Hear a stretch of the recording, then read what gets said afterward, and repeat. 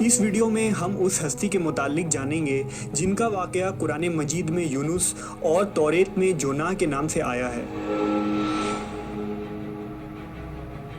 تاریخ میں آشوری قوم ایک عظیم اور طاقتور قوم کی حیثیت سے جانی جاتی ہے جس کا دارالحکومت اشور تھا۔ اشوری دراصل بنی اسرائیل کے نسل سے تعلق رکھتے تھے جو بخت نصر کے حملے کے بعد غلام بنا کر بابل اور عراق لائے گئے تھے۔ اس زمانے میں دریائے دجلہ کے کنارے نینوا نامی ایک چھوٹی سی بستی تھی۔ اشور کے کسی بادشاہ نے ایک دیوتا کے نام پر نینوا میں ایک مندر بنوایا۔ رفتہ رفتہ دوسرے بادشاہوں نے بھی مندر اور عمارتیں بنانا شروع کر دی اور ایک دور ایسا آیا کہ یہ چھوٹا سا علاقہ سلطنت اشوریہ کے عظیم الشان دارالسلطنت میں تبدیل ہو گیا۔ نینوا شہر کے بیچوں بیچ مندر اور شاہی محل تھے جہاں سے اشوریوں کا بادشاہ پورے سلطنت پر حکومت کرتا تھا اور اونچے تخت پر بیٹھ کر بازاروں، گلیوں اور تفریح گاہوں کا نظارہ کیا کرتا تھا۔ اشور کے مغربی علاقے میں لہلہاتے کھیت تھے۔ پورا شہر درختوں اور باغات سے سرسبز و شاداب تھا۔ اشوریہ لوگ پتھر تراشنے کے فن میں بھی ماہر تھے، لہذا جگہ جگہ سنگ مرمر کے دیواروں پر انہوں نے اپنے دیوتاؤں کے نقش و نگار بنا رکھے تھے۔ مختصر یہ کہ نینوا تہذیب و تمدن کے لحاظ سے انتہائی ترقی یافتہ شہر تھا۔ اشودر دیوتا ان کا سب سے بڑا دیوتا تھا۔ نیز یہ لوگ بادشاہ کو بھی خدا کا درجہ دیا کرتے تھے۔ یہ لوگ بت پرستی اور کفر و شرک میں مبتلا تھے۔ اس وقت نینوا کی آبادی 1,00,000 سے زیادہ تھی اور یہ 700 قبل مسیح کا زمانہ تھا۔ اللہ نے اس زمانے میں اس قوم کی ہدایت کے لیے حضرت یونس علیہ السلام کو بھیجا۔ حضرت یونس کا پورا نام یونس ابن متا تھا۔ آپ حضرت ہود علیہ السلام کی اولاد میں سے تھے، جبکہ بعض مفسرین نے لکھا ہے کہ یونس علیہ السلام کا تعلق بنی اسرائیل سے تھا۔ آپ حضرت یوسف کے چھوٹے بھائی بن یامین کے بیٹے تھے۔ جب آپ کو نبوت ملی اس وقت آپ کی عمر 28 سال تھی۔ آپ پر ایک صحیفہ بھی نازل ہوا جو توریت میں یوناہ کے نام سے موجود ہے۔ حضرت یونس سب سے پہلے اشوری بادشاہ کے پاس گئے اور اسے پیغام حق سنایا۔ اسے خدائی کے جھوٹے دعوے سے توبہ کرنے کا حکم دیا اور ایک اللہ کی عبادت کی طرف بلایا۔ یونس علیہ السلام نے اس سے ان اسرائیلی قیدیوں کو آزاد کرنے کا بھی حکم دیا جسے اس نے قید کر رکھا تھا۔ نینوا کا بادشاہ آپ کی باتیں سن کر غضبناک ہو گیا اور آپ کی جان کا دشمن بن گیا، لہٰذا آپ علیہ السلام نینوا کے عوام کے پاس گئے اور انہیں توحید کی دعوت دی۔ انہیں شرک و بت پرستی اور دوسری برائیوں سے توبہ کرنے کو کہا، مگر اہل نینوا نے ایمان لانے سے انکار کر دیا اور اللہ کے رسول کو جھٹلا دیا۔ یونس علیہ السلام مسلسل اس کوشش میں رہے کہ ان کی قوم کے لوگ راہ راست پر آ جائیں۔ آپ نے انہیں بہت سمجھایا اور دعوت کے کام کو جاری رکھا۔ دیکھتے دیکھتے 40 سال کا عرصہ گزر گیا، لیکن یہ قوم حضرت یونس کا انکار کرتی رہی اور شرک پر ڈٹے رہے۔ نیز حضرت یونس کو دھمکیاں بھی دی گئیں کہ اگر آپ نے اشودر دیوتا کے خلاف کچھ کہا تو وہ آپ کو قتل کر دیں گے۔ آخر کار حضرت یونس اپنے قوم سے مایوس ہو گئے۔ جب ان کی سرکشی اور نافرمانی انتہا کو پہنچ گئی تو اللہ نے حضرت یونس کو حکم دیا کہ لوگوں کو آگاہ کر دو کہ 3 دن کے اندر ان پر عذاب آنے والا ہے۔ لہٰذا آپ نے اہل نینوا کے سامنے اعلان کیا کہ اگر تم نے 3 دنوں کے اندر بت پرستی اور شرک سے توبہ نہ کی تو تم پر اللہ کا قہر نازل ہوگا اور پورا شہر تباہ و برباد ہو جائے گا۔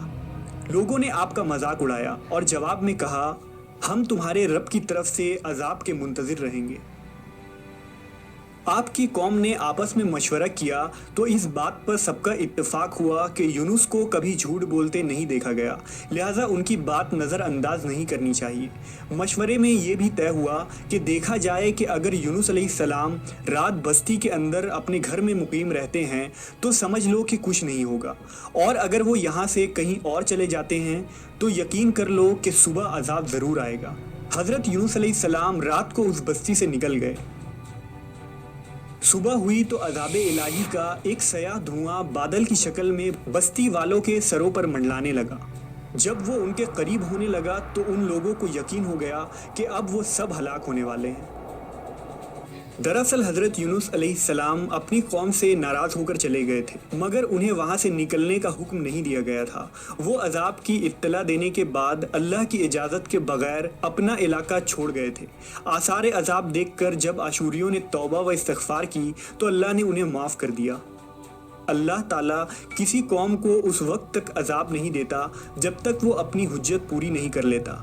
बस जब यूनुस अलैहिस्सलाम ने उस कौम में मुहलत के आखिरी लम्हे तक नसीहत का सिलसिला जारी नहीं रखा और अल्लाह के मुकर्रर करदा वक्त से पहले वो खुद ही हिजरत कर गए, तो अल्लाह के इंसाफ ने उस कौम को अजाब देना गवारा न किया और उन्हें माफ़ कर दिया गया।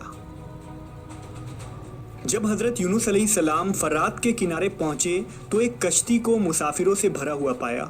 हज़रत यूनुस कश्ती में सवार हो गए और कश्ती ने लंगर उठाया। पूरे दिन में कश्ती समुंदर में सुकून से चलती रही। अचानक ऊंची ऊंची लहरें उठने लगीं।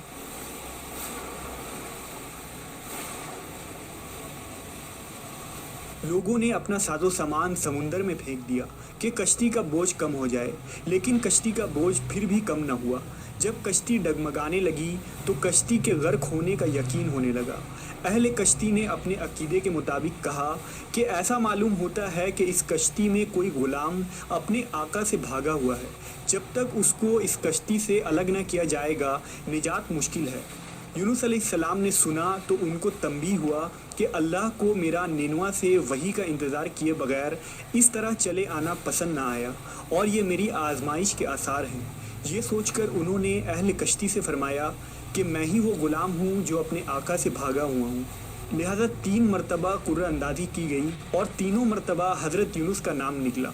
तब मजबूर होकर उन्होंने हज़रत यूनुस को दरिया में डाल दिया।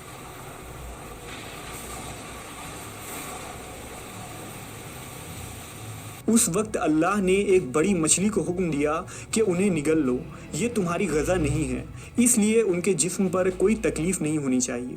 मछली ने हज़रत यूनुस को अपने पेट में निगल लिया।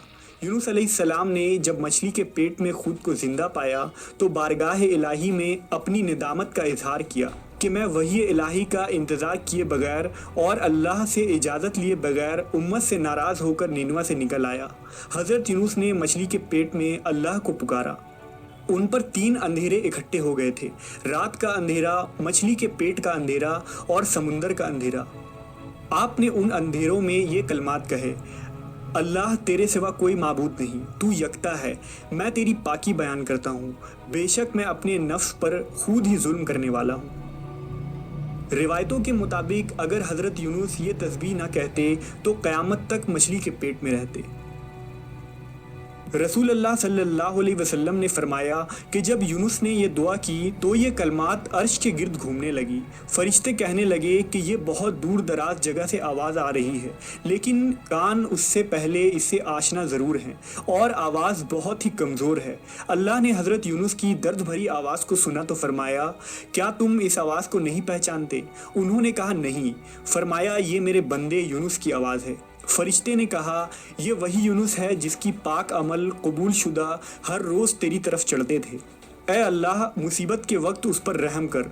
तो उस वक्त अल्लाह ने मछली को हुक्म दिया कि वो आपको बग़ैर किसी तकलीफ़ के समुंदर के किनारे उगल दे। रिवायतों के मुताबिक यूनुस अलैहिस्सलाम 40 दिन उस मछली के पेट में रहे और उसके बाद अल्लाह के हुक्म से उस मछली ने आपको समुंदर के किनारे उगल दिया।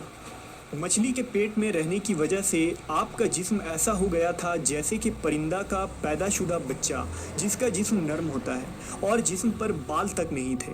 गर्ज़ हज़रत यूनुस बहुत ही कमज़ोर और नातवा हालत में खुश्की पर डाल दिए गए थे। इसके बाद अल्लाह ने समुंदर के किनारे पर एक बेलदार दरख्त उगाया।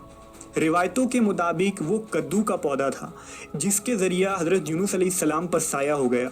इसके अलावा अल्लाह ने एक जंगली बकरी भेज दी जो ज़मीन की घास और जड़ी बूटियाँ खाती थी और सुबह व शाम आपको दूध पिलाती थी, यहाँ तक कि आप तंदुरुस्त हो गए।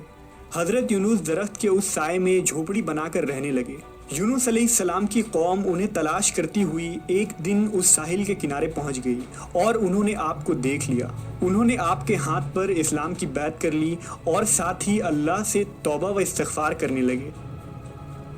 यूनुस अलैहिस्सलाम दोबारा निनवा चले गए और वहाँ रहकर अपनी कौम की रहनुमाई फरमाई। حضرت یونس کی زندگی نینوا ہی میں گزری اور وہیں آپ کا انتقال ہوا۔ اس قصے سے ہمیں یہ سبق ملتا ہے کہ کسی بھی حال میں اللہ کی رحمت سے مایوس نہیں ہونا چاہیے اور نہ ہی ہدایت کے معاملے میں